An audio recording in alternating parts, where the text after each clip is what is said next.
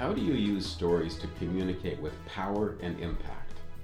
Welcome to Tea At Taxevity, where you get insights from insiders who make life better, our many friends and clients. My name is Pramod Sharma, and our guest today is Shannon Leahy. Welcome, Shannon. Hi, Pramod. Hi, everyone. What do you do when you're not being interviewed? I'm a writer by trade, so I have a small communications company here in Toronto called Raystorm Communications. And for a number of years, longer than I'll admit, I have written newspaper and magazine articles, and then have had the privilege of interviewing hundreds of people across Canada as a travel writer. Since 2008, when so many of our worlds kind of melted, I started teaching storytelling because I had one of those 3 a.m. recognitions that I have been chasing stories and finding stories for decades. Okay, and stories is what we are talking about, which makes you an ideal guest. Now, when did you start using stories yourself? When I think of growing up, I grew up in a little town on the snowy shores of Lake Superior, Thunder Bay, Ontario. And my father would hold court at our dining room table.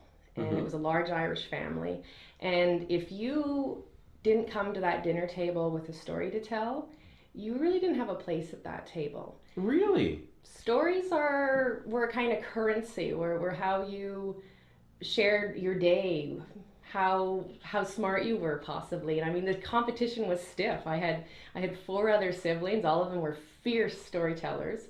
And that's how I learned to navigate the world. And I discovered that I'm not the only person who uses storytelling to figure out who we are in the world. That's fascinating, and that sounds like you'd have some very interesting conversations. Oh yes, religion, politics, boyfriends, girlfriends, it was wild. So what amazed me is as a young adult going into the workplace, storytelling vanished. And instead it was the cult of data, facts, and figures. And I had to hide away my stories and who I was and go with the facts. And it was difficult. And I'm from that cult of data, facts, and figures, being an actuary. But it does seem that storytelling is becoming a popular topic these days. Are you finding the same? Oh, you're very gracious to call it a topic. A lot of people would call it a trend, or it's trendy. In journalism circles, we have a joke that a trend is ultimately 3 journalists who decide something's cool, and then it becomes a trend. But I agree with you. Storytelling is a bit of a buzzword, business storytelling. I know up in the civil service now in Ottawa, they're teaching storytelling. Ultimately, storytelling is putting a lot of information in narrative form. So it's not anti-data, it's not anti-facts, it's not anti-figures, it's not anti-engineer or the rational mind.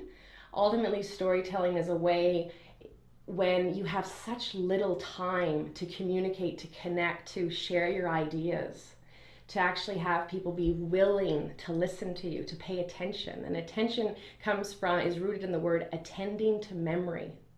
Okay. Data doesn't inspire attention. As opposed to a story, something in a narrative form can communicate a tremendous amount of knowledge, and I'll say even wisdom, in an extremely short amount of time. I didn't see stories being used very much in the business world, and now more and more of them are being used. What do you think caused the interest in stories, that resurgence? I think that we're coming to the end of the information age. And that's not a new thought, according to me, or an opinion. And I'm a big fan of Rolf Jensen, who's a European futurist. He's a man who gets paid to study the future, right? Only in Europe. It's wonderful. And he talked about in 1996 that we were coming to the end of the information age and we were going to be moving into a dream society. And he predicted that the highest paid people, so listen up, of the first half of the 21st century, which is now, will be the storyteller. So what he saw, which I believe is where we're at, is we are, I will say, dying in information. We're overwhelmed by information. And now we have the great hunger called, what does it all mean? So Steve Jobs and Apple, of course, there's a story behind that brand storytelling. But even we've evolved past that, where we simply don't have time to think. And I'm not being facetious when I say that, is we forget that when we present data, facts, and figures, people are interpreting that data as, is this right? Is this wrong? Do I agree or do I disagree? Okay. And that's it. When a story is being told, then the speaker is interpreting the data, facts, and figures for the audience. And that can lead to biases, can it not? Well, I would think of a speaker, so we'll use the example of a speaker then, who does have facts and figures and stats to present. My view is that, just like in journalism, don't lead with the data, facts, and figures. Okay. When you show up, actually show up, and the way that you can show people who you are is through a story. And I don't mean to overshare or be emotional, the E word. But in this day and age, we don't have time to build a relationship so I feel, and we forget that trust is a feeling. Okay. So if a speaker goes up and says, I am trustworthy, I am a good CEO, I have an open door policy.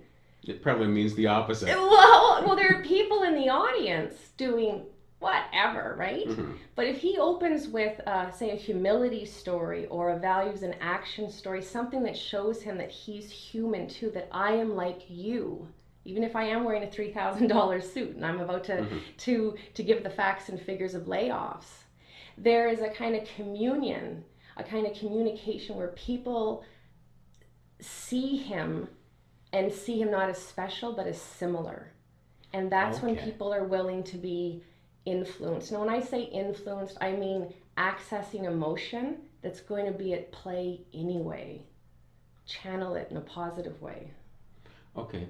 Then where is the time for the boring data, facts, and figures? Do you start off with a story, insert that stuff, and then end off with a story? Or what's the strategy? Because sometimes you do have to have facts. Absolutely. And I mean, I still do write for newspapers and magazines. Absolutely, we need facts, because otherwise it's just my opinion, right? Yes. we need that.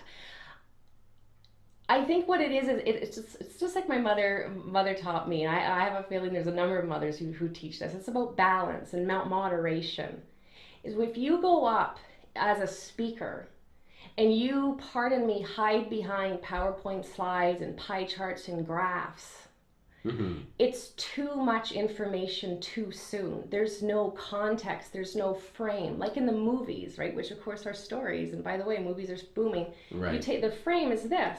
Yes. Right? You were providing a kind of meaning. So I would say, yes, there's always a room for facts and preferably sexy stats, but show who you are first. Give some kind of narrative bridge, and then start introducing, unpacking your proof or your evidence. Ultimately, a story is an invitation into the world that you see. Okay. Because what I find is that the people who are open to storytelling, who are inquisitive about storytelling, are usually people who have an idea or have a point of view or an insight that they believe if they shared with, let's say, the world, if they shared with others, we would all benefit. Sometimes I feel that stories have an aspect which can be seen as manipulative. But you're saying that generally people have something of value to say, and they're simply not out there to lead the audience to a particular way of believing. Well, we've all seen people go up and tell stories that almost are like candy, right? They, as you listen to them, it's like eating a bag of chips, right? Or candy, sugar or salt. And afterwards, you're not particularly moved, and you and I talk about what we're going to eat for lunch afterwards. Right? It's polished, it's tight. But ultimately, the true storytellers, the people who actually have the courage, which is to be wholehearted and show up, it's because they believe. And when you are standing in front of someone who believes. Like enthusiasm cannot be faked. I think authenticity, I know that's becoming a trendy word, can't be faked. When someone is daring greatly.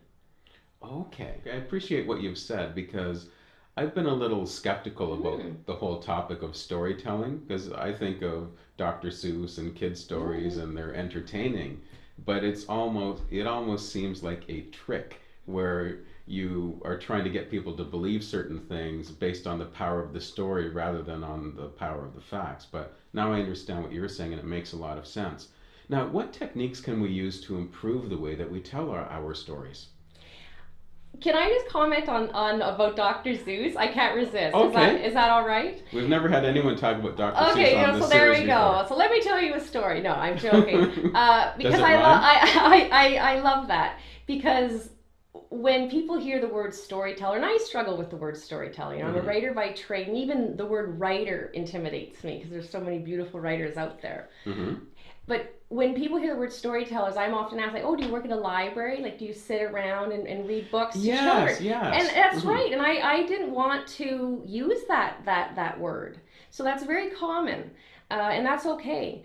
And often I think when you feel skeptical about it, again, it's this Western view that if you put some of your information in narrative form, you're being emotional and therefore rational is they're at odds, right? So when Okay. reason is up, emotion is down. Right? When emotion is up, reason is down. I'm pretty sure I messed that up, but it's not at odds. Ultimately, storytelling is accessing emotion that is already at play. Okay. Okay, that makes me feel good too.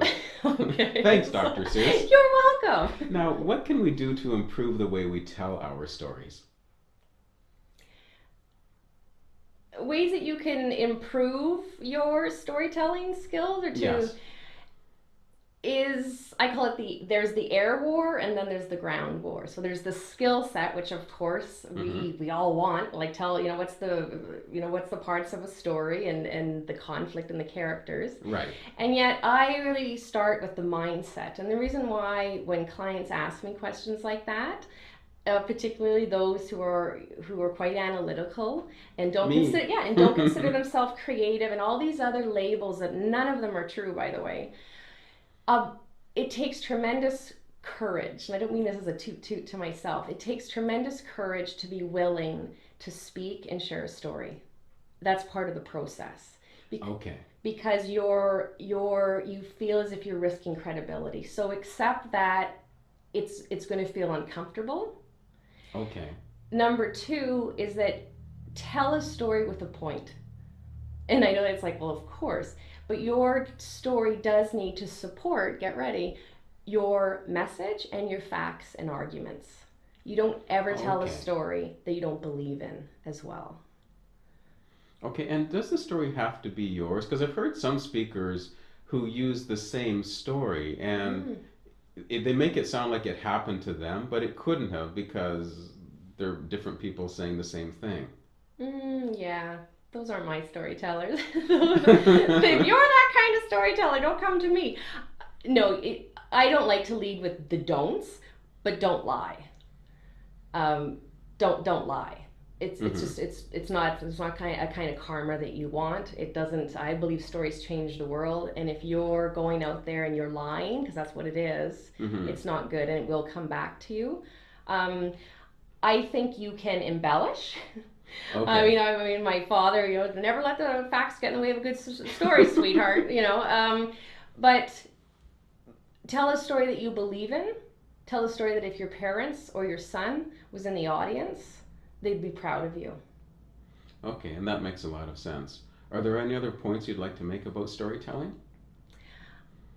I believe storytelling as a communication tool, whether in the boardroom or the bedrooms, it's inevitable. This is where we're heading because we are, I think, as a society, um, we're seeking meaning, and I don't mean meaning with a capital M, but we know the limits of the information age, right? Of Okay. Google and say Amazon and all the rest.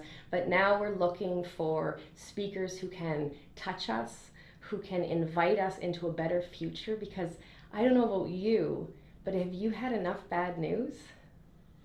Yes, I like good news a lot Yeah. more. Are you ready to be invited into a brighter future, to listen to speakers who actually have a vision that is one that you're invited into and you want to be part of? Yeah, that's appealing. Right, that's where I believe we're heading, and as I said to you, I know earlier, is I mean, I believe it so much, it's on my business card. Stories change the world. And when I see the clients I work with, some of them are cancer coaches, some of them are methadone, they work in methadone, some of them are authors. And when they come out and start sharing stories, they grow, and they're amazed by the ripple effect that they have. So, hey, if you want to change the world, tell your story. Start with stories.